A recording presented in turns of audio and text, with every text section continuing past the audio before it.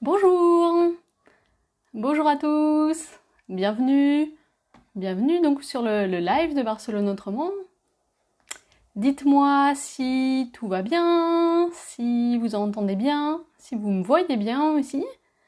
N'hésitez pas, comme ça permet de caler les premières secondes, les premières minutes du live. Donc, bienvenue. Bienvenue, bienvenue. J'espère que vous êtes en forme. Oups, pardon, excusez-moi, un petit problème. Voilà. Voilà, tout va bien. Bienvenue. Je vois que vous commencez à vous connecter, c'est chouette, ça fait plaisir. Tac. Alors, je suis en train de, moi, faire les petits réglages aussi de mon côté. Comme ça, voilà, ça permet que le live se déroule bien comme il faut, tout au long de la diffusion. Si jamais vous avez des questions ou quoi que ce soit, n'hésitez pas, ça me fera plaisir d'y répondre. Et alors je vois que voilà, il y a du monde, Sonia, tout ça qui est connecté, génial, super. C'est des gens qui vont participer activement en plus au live, ça, de manière vraiment de manière protagoniste, puisque le concept de ce troisième live, alors c'est le troisième déjà, alors je sais pas s'il y en a qui sont déjà, qui ont vu les deux premiers. Voilà, alors si vous avez vu les deux premiers, bienvenue pour le troisième, je suis ravie que vous suiviez voilà, attentivement les lives de Barcelone Autrement. Et puis ceux qui arrivent pour la première fois, bienvenue, voilà, donc là c'est un live un petit peu spécial, puisque le concept est un petit peu différent. Sur le premier live, c'était une présentation un petit peu générale de Barcelone, avec ses petites caractéristiques, donc c'était 6 choses à savoir sur Barcelone. Le deuxième live, eh bien, c'était sur un quartier méconnu des touristes. Là, c'est vous qui aviez choisi le sujet et ça m'avait fait très plaisir parce que du coup, ça m'avait permis de nous balader, enfin de vous envoyer balader, pardon, dans le quartier d'Horta. Et le troisième, c'est encore un petit peu différent puisque là, cette fois, c'est vous qui allez articuler, entre guillemets, le live. Dans le sens où, en fait, je vous ai demandé de m'envoyer des photos. Alors une photo, parfois c'était dur de choisir, il y en a qui m'en ont envoyé plein, vous vous reconnaîtrez. Et donc avec ces photos, l'idée c'était de retracer les endroits qui vous plaisent beaucoup, ce qui d'après vous est typique de Barcelone ou ce qui caractérise aussi la ville de Barcelone, sans rentrer forcément dans les clichés. Et donc, on a plein de choses à faire. Donc ça, c'est chouette. Merci beaucoup d'avoir envoyé toutes ces photos. Parce que du coup, ça va permettre de faire une énorme balade. On a 1 heure, on va chausser nos chaussures magiques, hein, ou nos petits vélos magiques pour aller se balader un petit peu de place en place dans cette ville. Alors, bienvenue à Myriam, bienvenue à Sarah, Serge, Sandrine, bienvenue aussi, excellent, ça fait plaisir. Dorothée, vous êtes très nombreux, c'est génial, ça fait plaisir. Alors, vous verrez, c'est un petit peu artisanal hein, l'organisation parce que je voulais absolument que vous puissiez voir les photos en même temps. Je sais que parfois c'est pas facile de jongler si on est sur un téléphone ou sur une tablette, de jongler entre deux fenêtres, c'est-à-dire le document que je vous montre et puis ce que je suis en train de raconter en live. Donc l'idée c'est que on puisse voir ces photos. Donc c'est artisanal parce que la plateforme de Facebook ne permet pas forcément un partage d'écran. Donc voilà, c'est façon maison, mais c'est sympa, ça va être sympa, vous allez pouvoir en profiter. Si toutefois vous êtes sur un ordinateur, je vais vous mettre le lien tout de suite pour accéder aux documents. Si jamais vous voulez voir les photos en meilleure qualité ou de plus près, voilà, je vous le mets tout de suite en commentaire. Voilà, si vous l'avez reçu, n'hésitez pas à me le dire. Charlotte qui me dit que l'écran est à l'envers. Est-ce que c'est vrai pour tout le monde ? Moi, chez moi, c'est tout droit, mais voilà, n'hésitez pas à me faire des commentaires si jamais vous ne m'entendez plus. Bref, on va s'arrêter avec l'introduction. Pourquoi ? Parce qu'on a pas mal de choses à visiter, donc c'est parti. On va commencer donc avec vos photos. Et alors, ça aurait été simple de les classer par thème, mais en fait, ce que j'ai préféré, façon Barcelona autrement, c'est finalement de faire une balade, tout simplement. Donc, notre balade, elle va commencer dans la montagne de Collserola. Alors, hop, wouh je vous ai dit, c'est artisanal, hein. On s'amuse. Alors là, cette jolie photo que vous pouvez voir à l'écran, C'est une photo qui nous a été envoyée par Karim, qui est prof d'espagnol à Barcelone, il a envoyé cette photo panoramique du coup, prise depuis le massif de Collserola, qui est en fait le massif qui borde la ville de Barcelone, hein, côté nord-est en gros, et c'est un petit peu ce qui fait la frontière entre la ville et le reste des communes qui sont autour. Et donc ce massif de Collserola, c'est un parc naturel, et ce qu'il offre évidemment de génial, c'est ses vues panoramiques. Donc là, sur cette photo, on n'est pas très loin de ce qu'on appelle le Tibidabo, qui est la montagne la plus haute de ce massif. Voilà. Donc merci Karim de nous avoir emmenés. Alors peut-être que sur vos écrans vous voyez pas forcément les détails, donc encore une fois, après le live, n'hésitez pas à regarder les photos à partir du document, comme ça vous pouvez les voir en meilleure qualité. Bonjour Elodie, bonjour Bénédicte, bonjour Anna, il y a beaucoup de monde, ça fait plaisir.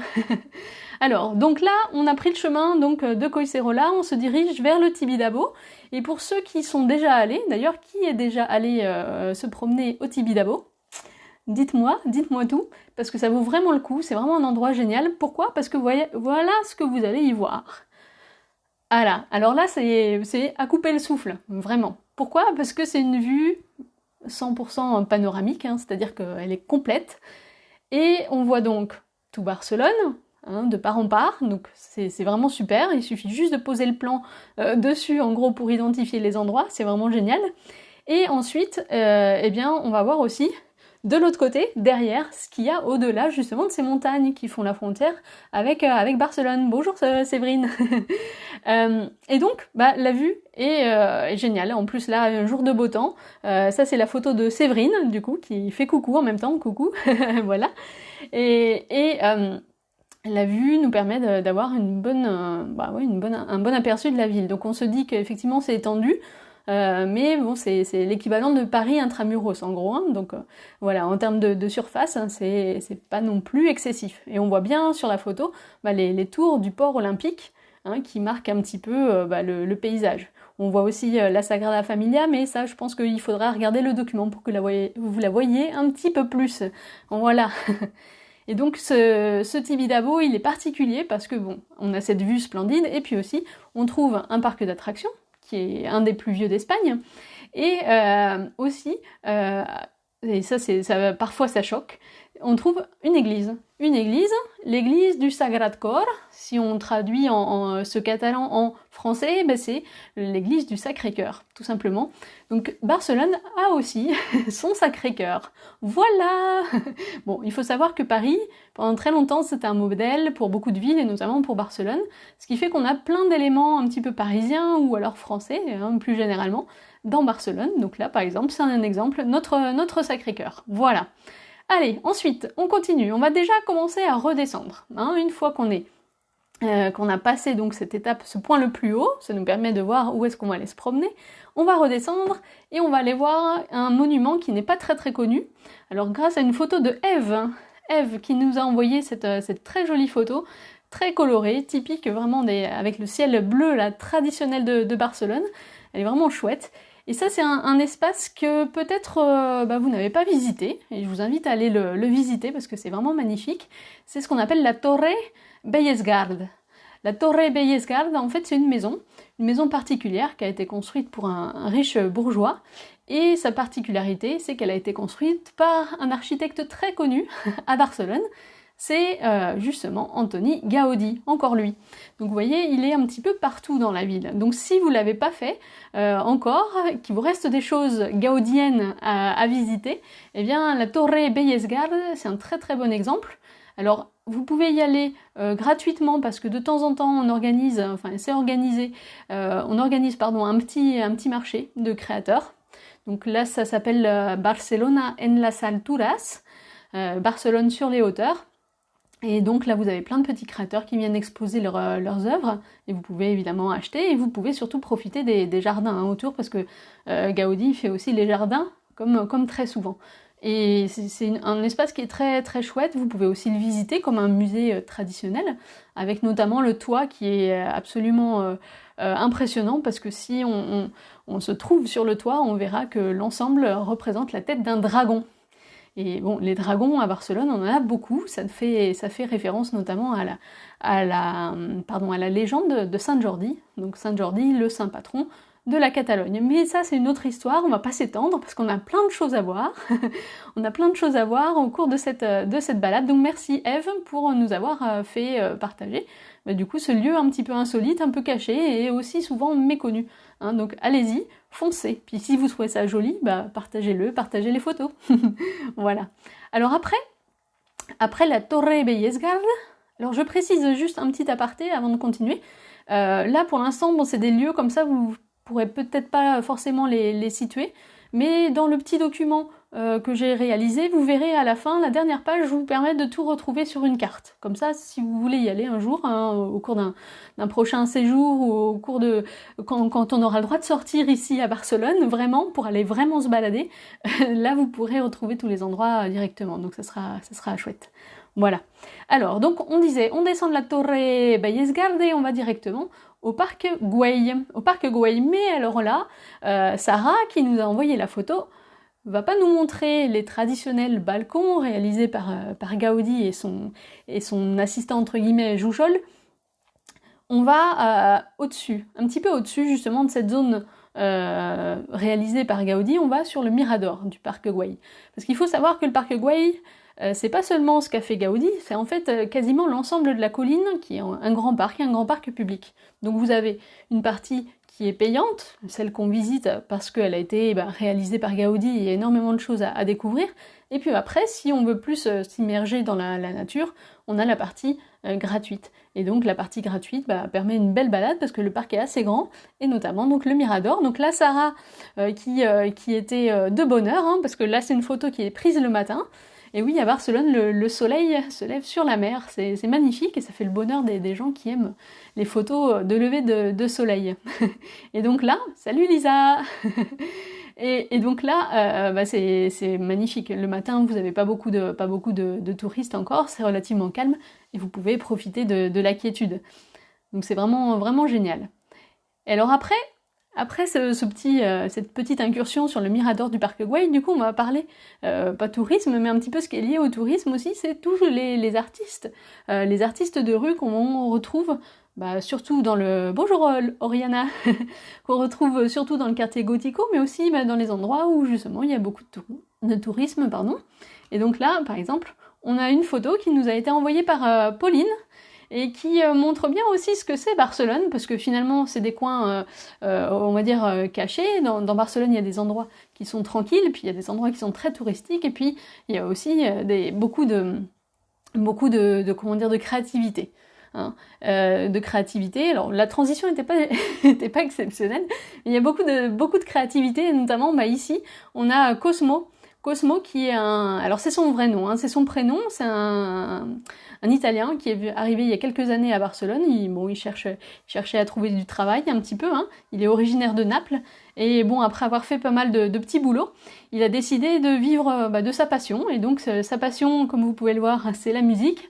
Et donc il a postulé, parce qu'on postule, pour être artiste avec un emplacement au parc Güell. Donc si vous êtes allé visiter le parc Güell ces derniers mois, ou peut-être même ces dernières années, vous l'avez peut-être croisé très très excentrique, avec un look qu'on peut pas rater évidemment. Et donc il joue de la guitare essentiellement, mais il a aussi des petits grelots aux pieds. Du coup c'est un petit peu l'homme musique avec l'homme instrument, avec pas mal de rythme, et c'est vraiment génial ce qu'il fait. Et alors après, il n'est pas juste dans la rue, il est aussi DJ au Sidecar. Donc pour ceux qui connaissent un petit peu la vie culturelle barcelonaise, le Sidecar, c'est une salle de concert plutôt rock, hein, qui est située Plaça Real, donc là vraiment dans le cœur de Barcelone. Voilà. Donc ça c'est Cosmo, voilà. Bienvenue à Cosmo. Ah, et Françoise nous dit qu'elle l'a croisé en octobre. Mais voilà, c'est un des personnages par exemple qu'on peut croiser donc dans Barcelone, et il y en a plein des comme ça, vraiment. Et on pourrait faire tout un article ou des reportages sur ces gens, parce que ils ont des histoires vraiment passionnantes à chaque fois.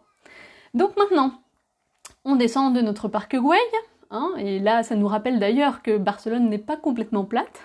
Ceux qui sont allés à pied au parc Güell s'en souviennent, n'est-ce pas? Et on arrive du coup un petit peu en bas, un peu plus bas, dans le quartier de Gracia. Et là c'est Dorothée qui nous a proposé cette photo. Une photo qui pour elle en fait résume bien un petit peu l'ambiance quotidienne à Barcelone. Alors qu'est-ce qu'on trouve justement en résumé de cette ambiance? Le ciel bleu déjà, il faut le dire, Barcelone c'est une ville qui est très très ensoleillée. Le ciel est souvent bleu, quand il pleut c'est assez rare et ça dure jamais trop longtemps. Il pleut beaucoup mais ça dure jamais trop longtemps. Et ouais, le ciel bleu c'est vraiment quelque chose qui nous accompagne, même en hiver. Hein. L'hiver d'ailleurs c'est une très belle saison pour venir visiter Barcelone, parce que là vous avez des couleurs vraiment splendides. En plus de ce ciel bleu, qu'est-ce qu'on a? On a des édifices, des bâtiments, et si vous regardez justement par exemple Barcelone depuis les points hauts, depuis le Mirador du Parc Güell, depuis le Tibidabo ou d'autres collines, vous verrez que Barcelone a des teintes plutôt orangées, ocre, blanches par moments, et c'est magnifique, vraiment magnifique. Et pour profiter vraiment de ces couleurs, pour ceux qui aiment la photo, le mieux c'est soit le matin ou le soir, quand les rayons du soleil commencent à être un peu plus inclinés. Et là, du coup, vous pouvez profiter de toutes ces couleurs. Et ça, c'est vraiment la marque aussi de fabrique de Barcelone, ces couleurs. Le dernier élément aussi qui est très important, qui fait partie de l'environnement barcelonais, c'est le drapeau catalan. Alors sur la photo, il est un petit peu plié, mais le drapeau catalan, alors le catalan, drapeau catalan indépendantiste. Si vous vous souvenez, dans le live 6 choses à découvrir sur Barcelone, voilà, on a plusieurs drapeaux, il faut pas se tromper, et celui qu'on voit sur la photo, il est indépendantiste. Voilà, mais ça fait partie effectivement du paysage barcelonais. Donc là, du coup, on quitte le quartier de Gracia et on se rapproche du passage des Gracia. Et là, hop, est-ce que vous reconnaissez cet édifice ou cet élément d'édifice? Allez, faites travailler vos méninges. Pendant ce temps-là, je bois un petit verre d'eau. Et comme ça, voilà, vous allez me dire si vous reconnaissez cet endroit. On va voir. Alors Frédéric, qui nous a envoyé la photo, t'as pas le droit de nous le dire, hein, c'est secret. On va voir si les gens peuvent trouver. Alors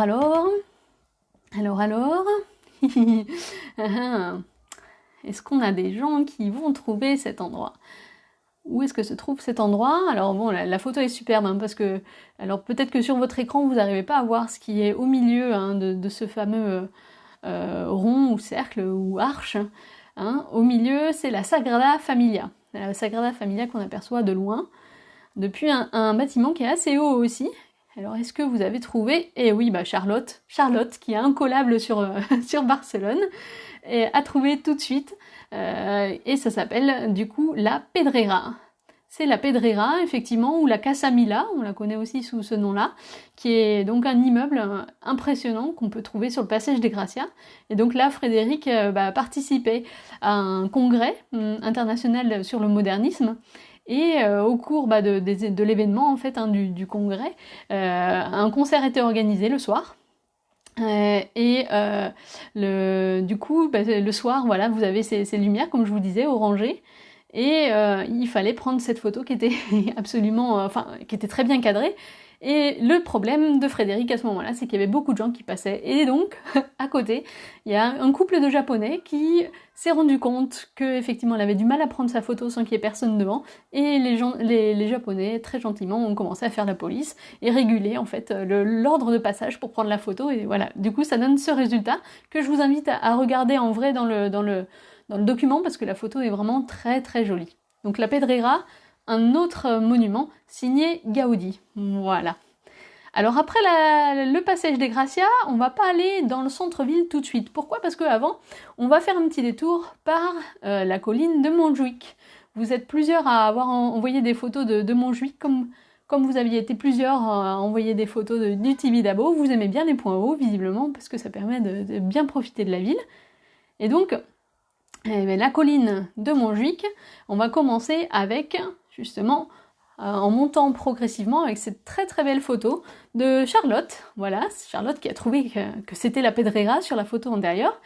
Charlotte qui nous emmène directement donc au pied de la colline de Montjuïc. On commence à monter un petit peu et on va trouver ces jardins. Alors, peut-être que vous les connaissez, ils sont pas très très connus. Ils sont surtout très tranquilles parce que les gens ils vont pas spontanément, à l'exception de l'été où dans ces jardins on organise un festival de théâtre, un festival qu'on appelle le festival grec. Pourquoi? parce que justement, ces jardins, c'est ce qu'on appelle les jardins du théâtre grec. Et ces jardins du théâtre grec donc sont magnifiques, vraiment, avec une petite touche française d'ailleurs.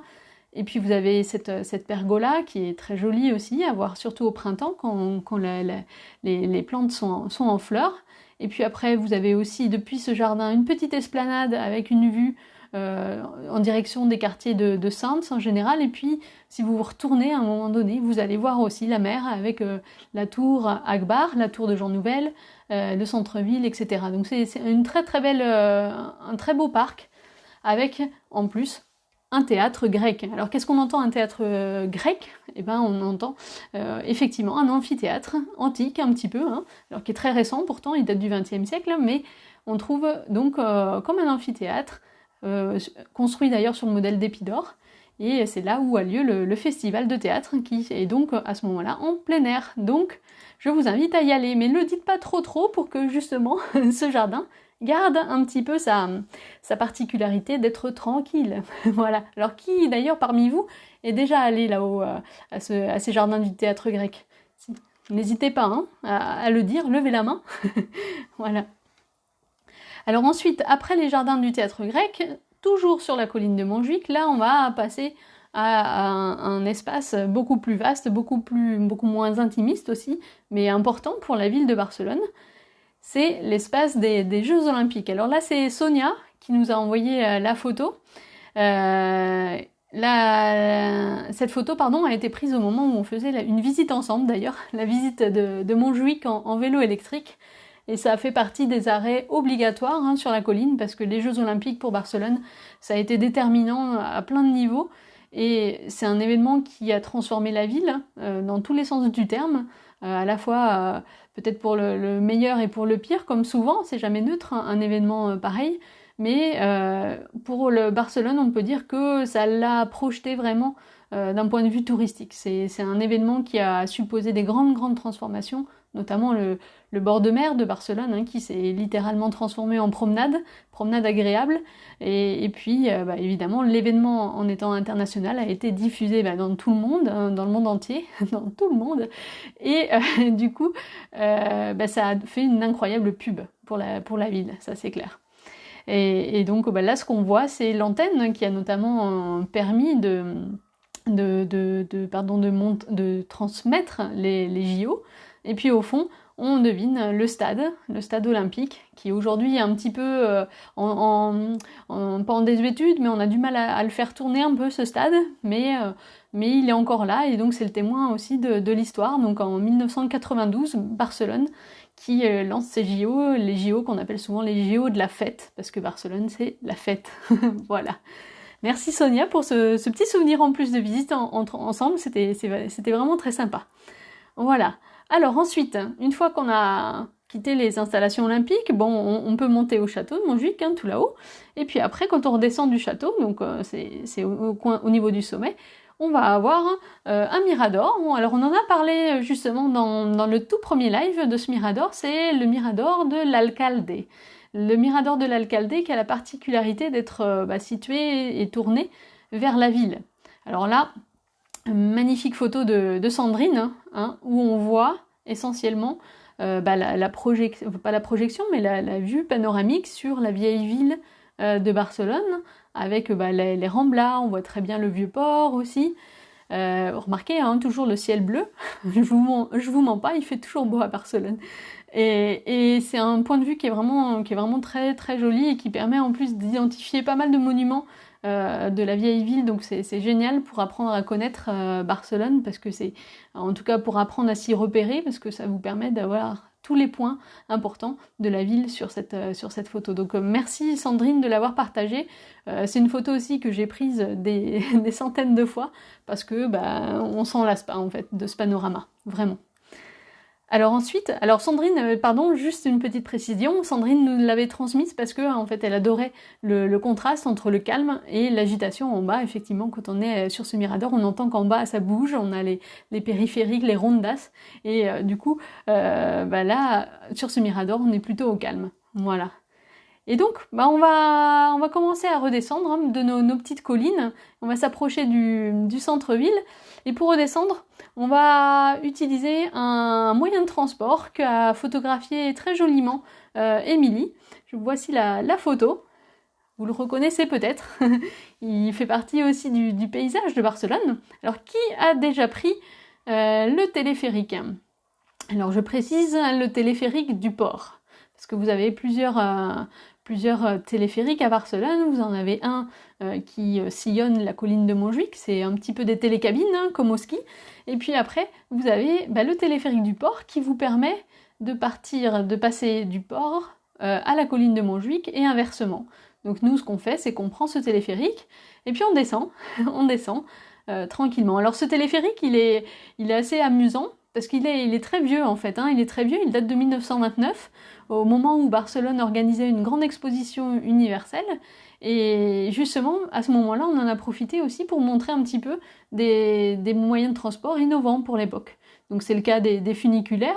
Hein, donc le funiculaire du Tibidabo par exemple, hein, c'est quelque chose qu'on a mis rapidement en place et qui était une attraction touristique déjà à ce moment-là en 1929. Et puis aussi, donc ce téléphérique qui traverse donc tout le port et qui va s'arrêter à la pointe de la Barceloneta. Voilà. Alors le seul regret, selon moi, hein, vous me direz ce que vous en pensez, c'est que ce téléphérique, il est un petit peu court, ça va vite en fait, on traverse trop vite, on n'a pas le temps de tout intérioriser, de tout regarder, mais voilà, pour moi je le ralentirais un petit peu, voilà, le téléphérique pour que déjà on en ait pour son argent, entre guillemets, ça c'est très français, mais voilà, c'est vrai que c'est pas donné, et après aussi surtout pour profiter, parce qu'on est tellement bien là-haut, on a une vue vraiment imprenable, voilà. Donc je vous le recommande quand même, si jamais voilà, vous avez envie de vous lancer, c'est original, disons. Donc merci pour cette très jolie photo, Émilie, pardon. Et ensuite, une fois qu'on est arrivé, donc là, depuis Montjuïc, on arrive à la Barceloneta. La Barceloneta qui est le quartier marin par excellence hein, de Barcelone. Et donc de la Barceloneta, on va marcher un petit peu en direction de ce qu'on appelle les tours du port olympique, les deux tours qu'on voyait hein, déjà sur la toute première photo. Et du coup, hop, on va aller à cet endroit-là. Alors peut-être que vous connaissez cette grande sculpture qu'on appelle le poisson, le pez, qui est signé Frank Gehry. Alors Frank Gehry, alors je devrais le dire à l'américaine, hein, parce que je crois qu'il est américain, je me souviens plus exactement, mais Frank Gehry, c'est aussi celui qui a fait le musée Guggenheim à Bilbao. Hein, pour situer un petit peu le personnage. Il aime les formes qui ondulent, un petit peu comme Gaudi. Et donc là ensuite, on a à Barcelone un petit morceau de son travail. Et ça c'est une vue du coup juste à côté des tours olympiques, du port olympique, avec donc cette œuvre d'art. Alors pourquoi on a des œuvres d'art tout au long de la promenade olympique, le long de la mer? Et bien ça, il faut remonter justement aux Jeux Olympiques. Les Jeux Olympiques de Barcelone, donc comme je le disais, ont beaucoup transformé la ville. Et à ce moment-là, la ville d'ailleurs, pour justifier un petit peu tous ces travaux, avait mis en place un slogan. En catalan, c'est Posa't guapa, et qui veut dire en gros Barcelone, fais-toi belle. Et donc fais-toi belle, ça passe par la décoration. Donc c'est pour ça que si vous vous promenez un petit peu sur le front de mer barcelonais, vous allez avoir en fait plein d'œuvres d'art qui vont être posées tout le long. Et donc ça c'en est une. Donc ça c'est une photo d'Alexandre. Alexandre qui vient de s'installer définitivement, si je me souviens bien, à Barcelone et qui nous offre cette jolie vue qui est vraiment vraiment splendide avec encore la mer et cette jolie lumière. Vraiment. Merci Alexandre. Et donc ensuite, hop, ça y est, c'est l'heure de rentrer dans la vieille ville parce que vous avez été nombreux à envoyer des photos de la vieille ville, des photos très très variées, de sujets, vous allez voir très très variés. Et donc là, on va rentrer. Alors imaginez, donc on est au port olympique, on continue, donc on retourne vers la Barceloneta en longeant la mer évidemment, parce que la mer ça fait un bien fou. Et ceux qui sont en train de faire du sport, enfin ceux qui font du sport là en ce moment, parce qu'on a le droit enfin de sortir faire du sport, et tout le monde va à la mer en profiter, c'est normal, c'est pas anodin, il faut que j'y aille d'ailleurs. Et donc de cette plage. Ensuite, vous longez le vieux port de Barcelone et vous allez jusqu'à la statue de Christophe Colomb. Et la statue de Christophe Colomb marque un petit peu le début des Ramblas quand on vient de la mer. Donc, on prend les Ramblas, on remonte un petit peu, et à un moment sur la droite, on va trouver un passage. Alors là, on a une photo qui nous a été envoyée par, Cathy. Voilà, Cathy, qui était une ancienne habitante de Barcelone, qui malheureusement a dû rentrer. Elle serait bien restée, d'après ce que j'ai compris.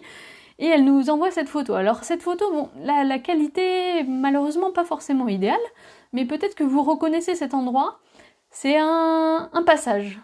Un passage qui nous permet d'aller à une place dont on va parler tout de suite. C'est le passage de Bacardi. Passage de Bacardi, qui est un passage donc qui a été créé pour créer une zone commerçante au final. Et donc, ça tombe bien d'ailleurs que Cathy, Cathy nous ait envoyé cette photo. Parce que du coup, on va vous en parler, nous. Enfin, il y a un post qui est prévu justement sur ce passage de Bacardi pour en savoir plus. Donc c'est très joli. Malheureusement, les boutiques ont disparu. C'est plus aussi commerçant qu'avant. Il reste juste un studio de tatouage. Et puis peut-être une ou deux boutiques, mais il a perdu son côté commercial qu'il avait avant, au moment de sa création.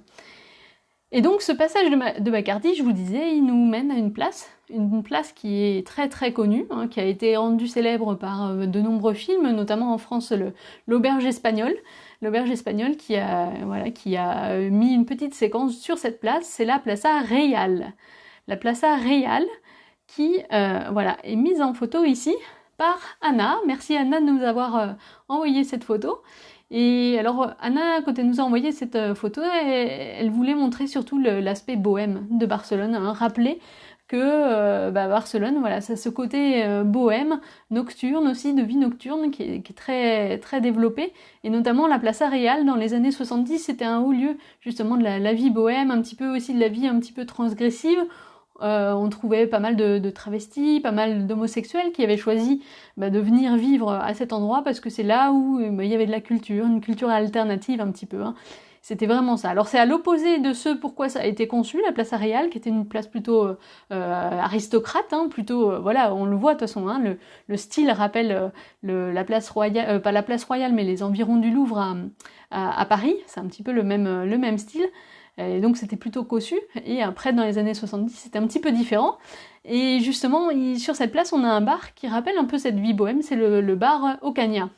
Si vous avez l'occasion d'y aller dans ce bar, c'est original, et ça vous permettra aussi de voir, de palper un petit peu cette atmosphère bohème, puisque vous serez servi par des travestis, donc dans la plus pure tradition un petit peu de la Plaza Reial des années 70. Ocaña étant le nom d'un homme qui a vécu sur cette Plaza Reial, qui était homosexuel et qui avait l'habitude de déambuler sur la Rambla en robe. Voilà, et qui faisait soit rire ou provoquer un petit peu aussi les passants. Voilà, donc ça c'est pour ça qu'on a appelé ce bar le bar Ocaña. Très très très recommandable, et en plus c'est un des établissements qui sort un peu son épingle du jeu sur la Plaza Reial, vraiment. Après vous avez des discothèques, vous avez ce fameux sidecar où notre ami Cosmo joue, est DJ de temps en temps, voilà. C'est un endroit très très très très joli à voir, et en plus il y a un petit peu de Gaudi sur cette place, mais je vous en dis pas plus. Vous chercherez quand vous irez, voilà. On passe directement maintenant de la Plaza Reial à une autre place, et on va se transporter là plutôt dans une ambiance festive. Et la photo, c'est moi qui vous la propose. Cette fois, j'ai voulu moi aussi jouer, il n'y a pas de raison. Moi aussi j'ai envie de m'amuser. Et donc là je vous emmène Plaza Sant Jaume. Plaza Sant Jaume, c'est la place, alors on appelle Saint-Jaume en français, parce que, encore une fois, la prononciation catalane est un petit peu différente. La Plaza Sant Jaume, elle est très célèbre dans la vieille ville, parce que c'est là où on va trouver les institutions. Les institutions, la mairie, de Barcelone, l'hôtel de ville entre guillemets, et puis la Generalitat qui correspond donc au siège du gouvernement catalan. Donc une place très importante, et c'est une place aussi où on va avoir tendance à célébrer tous les événements qui sont du coup organisés dans la ville. Et là, en l'occurrence, est-ce que vous avez une idée du moment? Alors là, c'est pour les connaisseurs, mais il y en a plein qui nous regardent. À quel moment peut-on voir en général des castells, donc cette pyramide humaine, ou cette tour humaine, sur cette place? À quel moment? Alors là, pendant que vous cherchez, les castells, c'est vraiment une des traditions catalanes. Et c'est aussi pour ça que je voulais vous montrer ce genre de choses, parce que on a vu Barcelone, c'est des paysages, c'est de l'architecture, c'est des panoramas, c'est des jolies couleurs, c'est un art de vivre, mais c'est aussi une culture aussi qui est très très forte. Très forte et très, très revendiquée aussi, c'est très politique aussi. Mais c'est quelque chose qui est très, très imprégné. Donc vous allez avoir beaucoup de gens qui vont participer dans des événements qu'on appellerait peut-être, ou dans des spectacles qu'on appellerait chez nous folkloriques, avec cette touche un petit peu poussiéreuse, on va dire. En France, le folklore c'est réservé aux têtes blanches. Et ici, non, en Catalogne, c'est extrêmement vivant, et c'est toutes les générations qui sont unies dans les traditions locales catalane. Et donc là, c'est le cas du Castel, qui est par excellence multigénérationnel, et puis surtout qui réunit tout le monde, puisque vous avez à la base des hommes forts souvent, et puis ensuite, petit à petit, les femmes aussi participent. Et si vous regardez tout en haut, alors souvent, c'est très très haut, ça peut atteindre 10 mètres de hauteur facilement, vous avez un petit enfant qui termine, entre guillemets, qui valide la figure qui est proposée. Donc là, c'est une figure qui comporte en tout 8 étages. Imaginez 8 personnes empilées les unes sur les autres pour créer ces magnifiques tours, et c'est vraiment... Enfin, si vous y allez, vous allez avoir la chair de poule, rien que d'en parler, là, j'ai la chair de poule, voilà, je vous invite. Alors j'ai vu que vous avez trouvé, effectivement, ça, on peut en voir, donc le jour, pendant les fêtes de la Mercè, et aussi les fêtes de Santa Eulalia. Voilà, 2 fêtes à suivre et à découvrir si vous venez à Barcelone. Venez autour du 24 septembre pour la Mercè, qui est la fête la plus grosse de Barcelone, puisque c'est la fête votive, et la fête de Santa Eulalia autour du 12 février. Et là, c'est la fête de la copatronne de la ville, donc là aussi, c'est assez suivi, vous aurez des castels. Donc, allez voir, c'est splendide. Pour rester dans le même ton, alors là, c'est assez amusant, une photo de Cathy. Alors j'espère que j'ai pas fait d'erreur sur les prénoms, n'hésitez pas à me corriger, mais je crois que non. Une autre tradition catalane, ce qu'on appelle le correfoc. Correfoc, qui est très spectaculaire, très impressionnant aussi, notamment pour les oreilles, parce que, comme vous pouvez le voir, on a des gerbes d'étincelles, là, et ça pétarade dans tous les sens. Alors le correfoc, c'est en fait un défilé, entre guillemets, de diables qui sont organisés donc en équipe. Chaque quartier a son équipe de diables, entre guillemets. Et ces gens qui sont effectivement déguisés en diable, ou parfois en autre chose, mais surtout en diable, défilent avec des piquets sur lesquels sont fixés des pétards qui tournent dans tous les sens. Et puis du coup on a des gens qui dansent dessous, ça fait un peu païen comme spectacle, mais c'est vraiment très très chouette à voir. Évidemment c'est de nuit pour mieux en profiter. Et si vous aimez la photo nocturne, là il y a des super clichés à faire parce que c'est vraiment très très beau. Et après bon, il faut bien se protéger quand même, si vous y allez avec des enfants. Vous avez des recommandations à suivre particulièrement, notamment couvrir intégralement le corps si vous êtes proche de l'endroit où ça défile.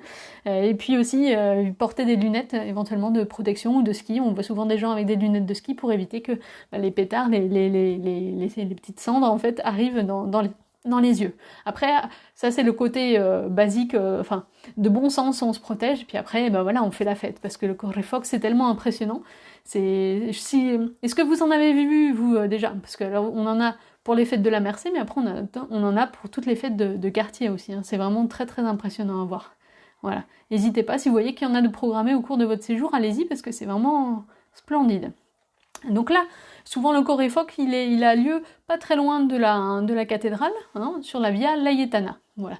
Je vous donne des petites infos comme ça, vous ferez vos petites recherches si vous avez envie, ou n'hésitez pas aussi à me poser des questions en commentaire, comme ça moi je vous répondrai sur les infos qui vous manquent si vous avez besoin.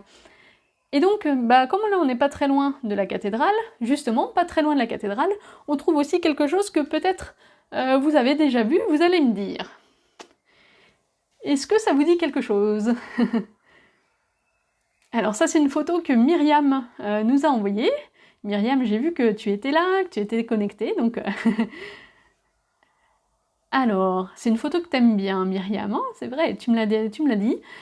C'est une photo qu'on peut trouver, enfin qu'on peut faire, en tout cas pas très très loin, donc je disais de la cathédrale, et c'est un petit peu, ça ressemble un peu à du street art, et c'est assez particulier parce que si on s'approche, on va voir qu'en fait, comment dire, c'est une œuvre, une fresque qui a été réalisée avec des milliers de petites photos.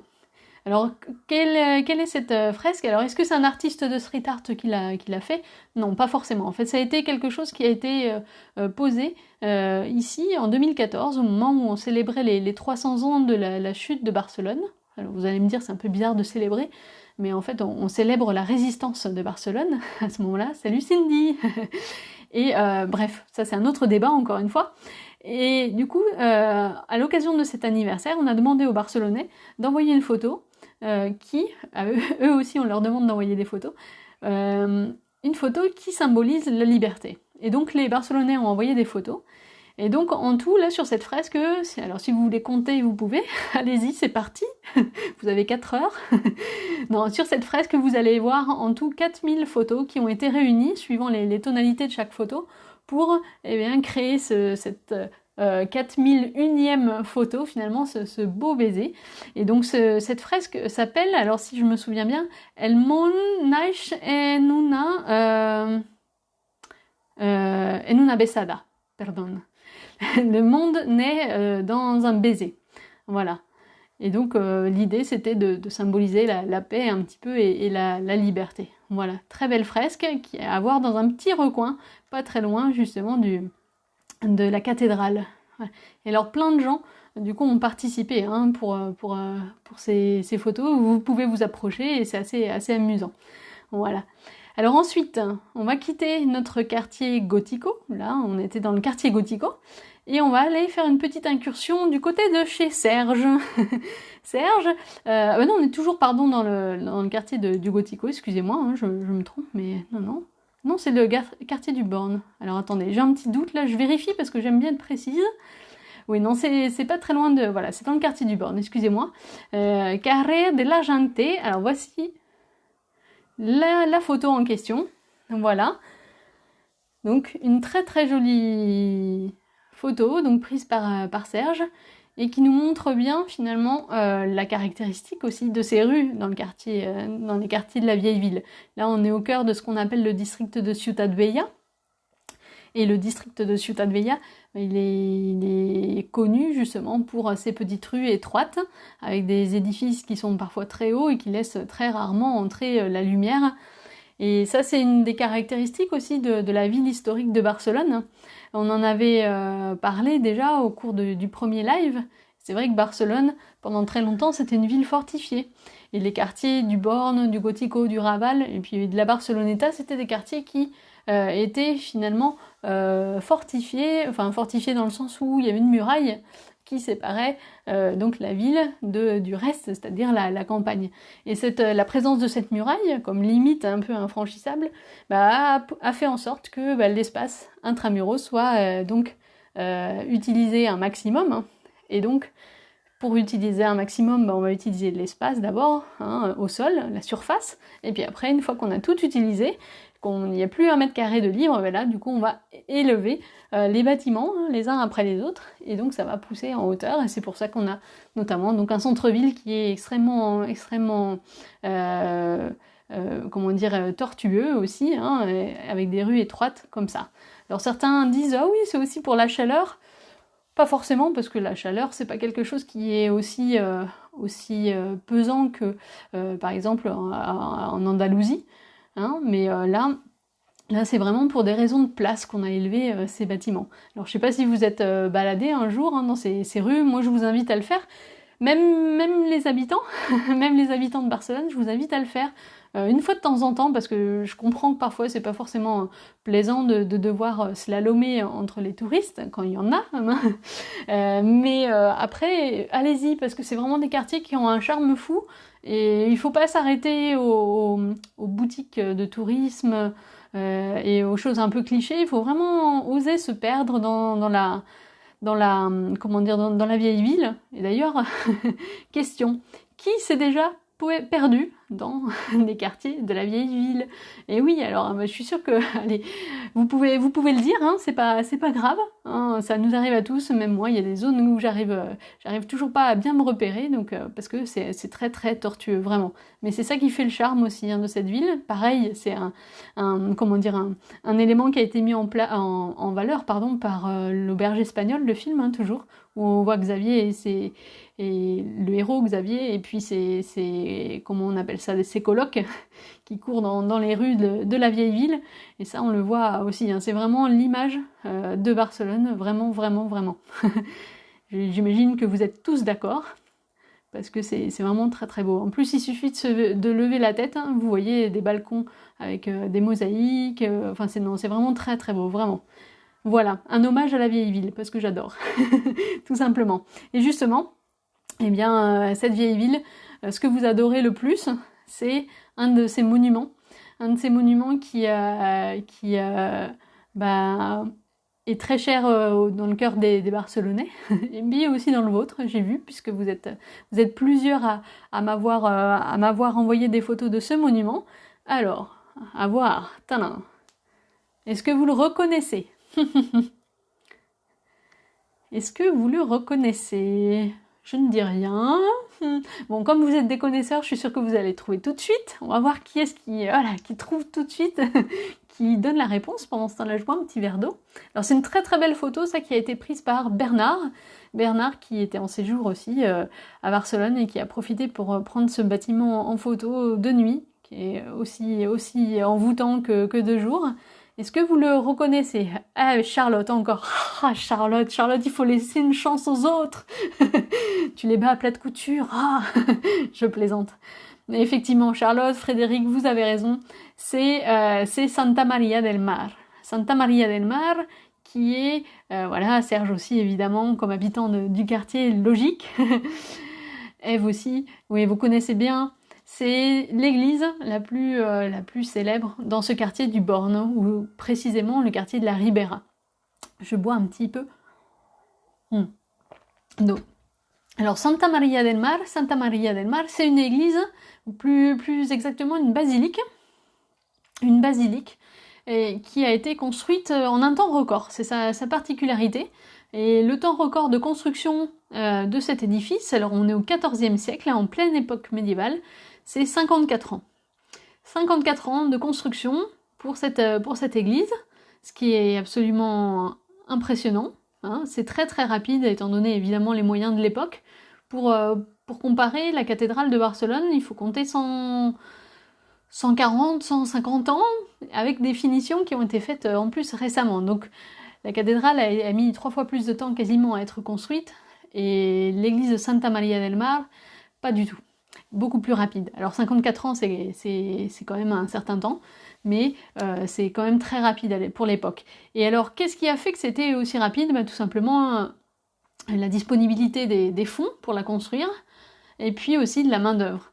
On dit souvent que c'est une église qui a été construite par et pour le peuple, ou pour et par le peuple, parce qu'effectivement, elle a été construite un petit peu en réaction à la cathédrale, qui était un petit peu le lieu de culte pour les nobles et la haute société de Barcelone. Et du coup, dans ce quartier de la Ribera, qui était en train de se développer, notamment grâce à l'activité portuaire de Barcelone, on voulait une église qui représente aussi le quartier.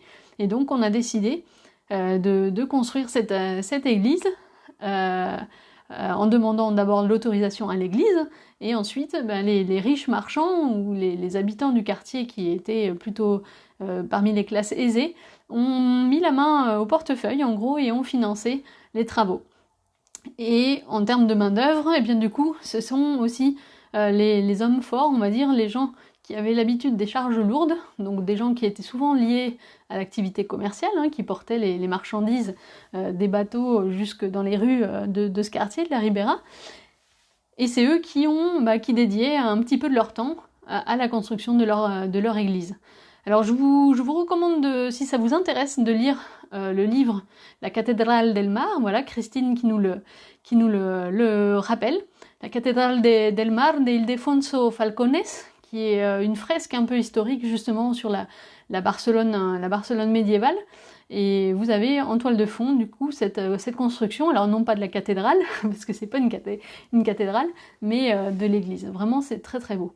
Et alors, ce qui fait que, enfin, l'avantage que ça a d'avoir été construite très rapidement, c'est que du coup, on a un très très bel exemple du style gothique catalan, un style qui est vraiment propre à Barcelone. C'est un style gothique, donc comme un petit peu Notre-Dame, pour citer qu'elle, la cathédrale de Reims, Chartres, etc.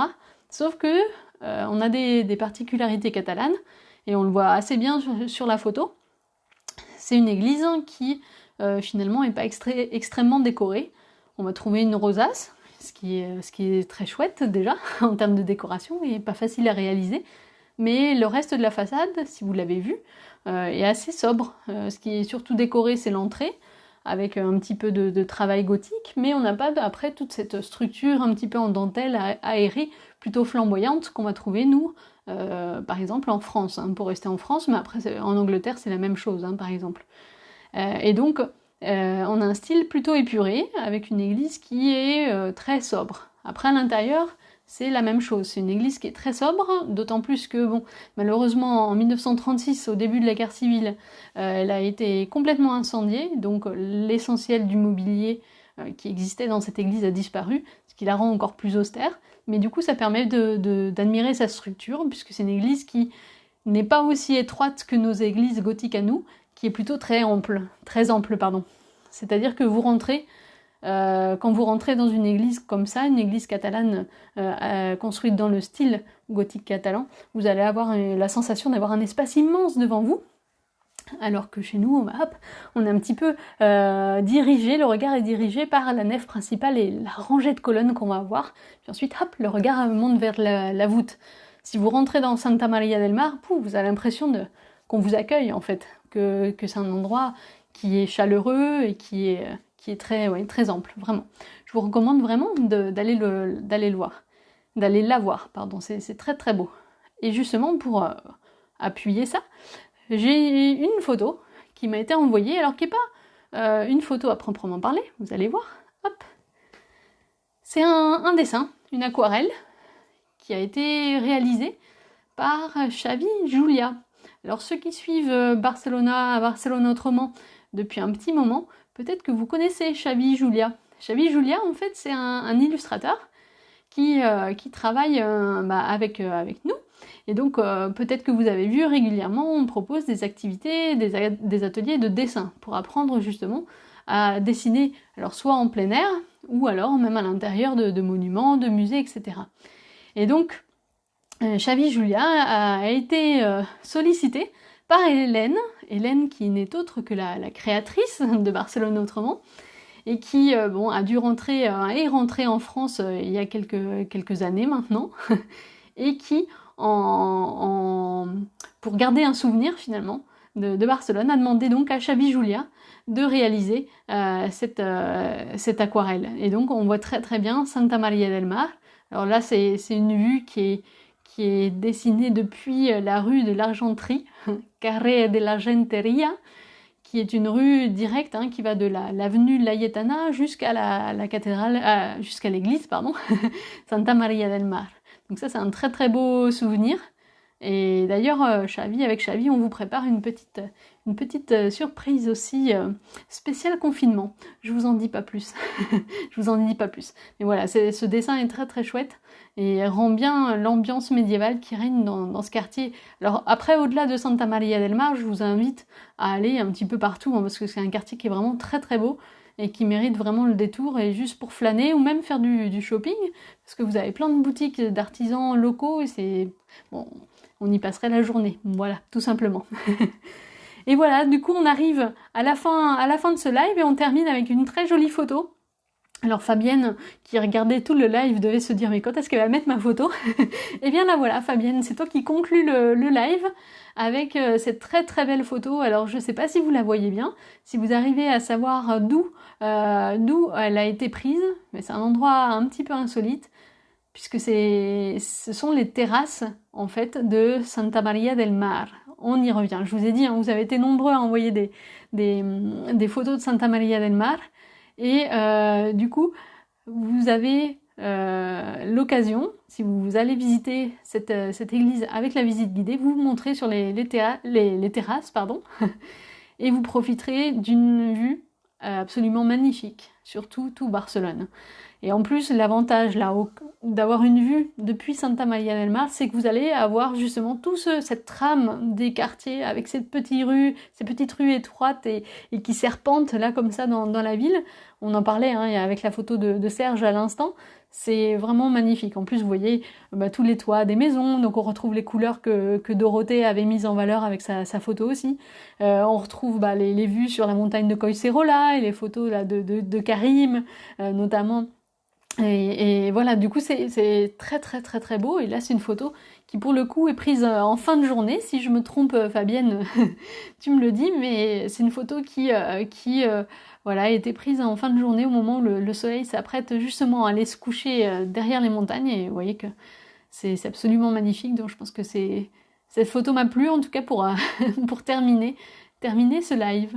Voilà. Bon, j'espère que la petite balade vous a plu, que ça vous a donné envie de nouveau d'aller vous balader dans Barcelone, de découvrir des coins sympas.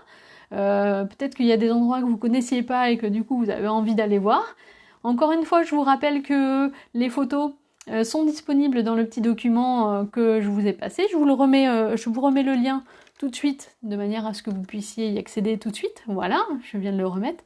Donc vous pouvez les regarder dans le détail avec leurs auteurs.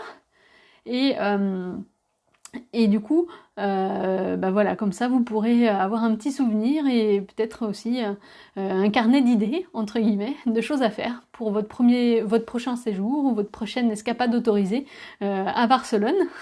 Alors j'ai vu juste avant de terminer que Sarah, tu me demandais comment on pouvait accéder aux terrasses. Alors ça se fait dans le cadre, aux terrasses de Santa Maria del Mar, donc le toit, hein, ça se fait dans le cadre des visites qui sont organisées. Des visites organisées par Santa Maria del Mar, souvent c'est entre 13h et 17h.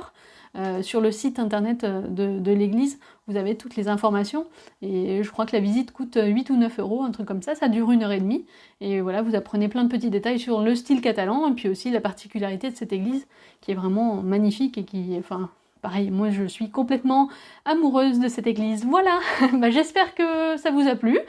Si vous avez envie d'en savoir plus sur des monuments ou sur des choses qu'on a vues, n'hésitez pas à mettre un petit commentaire, des questions. Je prendrai le temps d'y répondre, voilà. Et puis, on se retrouve très vite, hein. On se retrouve très vite parce que finalement, je trouve ça sympa, moi, ces petits lives, ces petits rendez-vous. C'est le 3e, bon, là, c'est artisanal, mais bon, c'est sympa. Voilà, on est entre nous. Entre nous. Allez, très bonne soirée à vous. Et puis, au plaisir de vous retrouver au prochain. Au revoir, adios, adeu.